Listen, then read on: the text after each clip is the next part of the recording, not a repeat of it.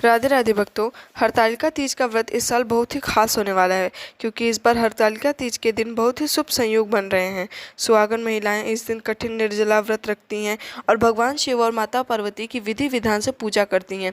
मान्यता है कि ऐसा करने से अखंड सौभाग्य की प्राप्ति होती है और हरतालिका तीज का व्रत हर साल भाद्रपद मास के शुक्ल पक्ष तृतीया तिथि को रखा जाता है।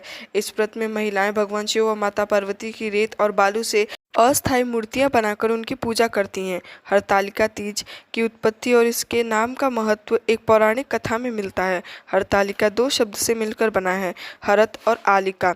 हरत का अर्थ होता है अपहरण और आलिका मतलब होता है सखी।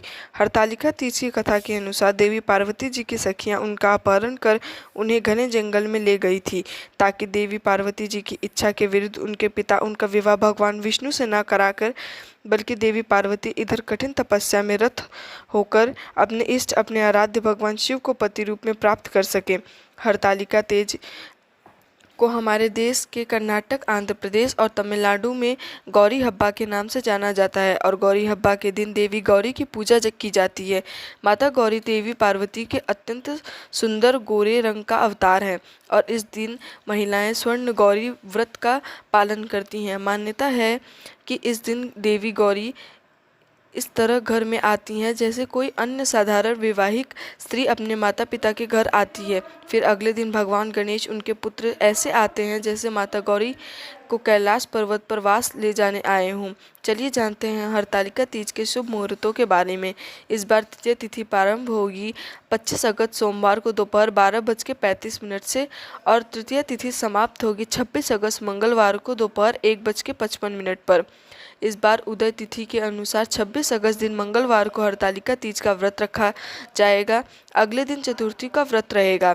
हरतालिका तीज के व्रत में सुबह ब्रह्म मुहूर्त से लेकर अगले दिन सूर्योदय तक जल और अन्न ग्रहण नहीं किया जाता है, लेकिन महिलाएं इस बार पूरी तरह से निर्जला व्रत रखने में सक्षम नहीं हैं तो उन्हें जल और फल ग्रहण करना चाहिए। हरतालिका तीज की पूजा का पहला शुभ मुहूर्त रहेगा जो कि प्रातः काल पूजा मुहूर्त रहेगा सुबह 5:56 से 8:33 तक। इसके अलावा शाम को प्रदोष काल के समय में भी पूजा की जाती है और प्रदोष काल शाम 6:01 से लेकर 7:33 तक रहेगा। हरतालिका तीज के व्रत में महिलाएं रात्रि जागरण कर तथा कथा कीर्तन आदि भजन करती हैं।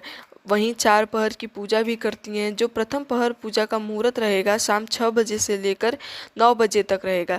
दूसरे पहर रात 9 बजे से मध्य रात्रि 12 बजे तक। तीसरा पहर रात 12 बजे से अगले दिन 3 बजे तक। चौथा पहर बुधवार को सुबह 3 बजे से लेकर 6 बजे तक। जो चौथे और अंतिम पहर होगा उस समय में आप सुबह ही पूजा करके गौरी गणेश भगवान शिव का विसर्जन करके और व्रत का पारण भी आप सूर्योदय की पहली किरण के साथ ही कर सकते हैं, क्योंकि हरतालिका तीज के व्रत में विसर्जन करने के बाद ही व्रत खोला जाता है। और 27 अगस्त दिन बुधवार को आप सुबह 5:40 से लेकर 7:05 के बीच में अपना उपवास खोल सकती हैं। इस बारे में विस्तार पूर्वक जानने के लिए कृपया हमारे चैनल पर हरतालिका तीज के नियम और पूजा विधि का वीडियो भी जरूर देखिएगा।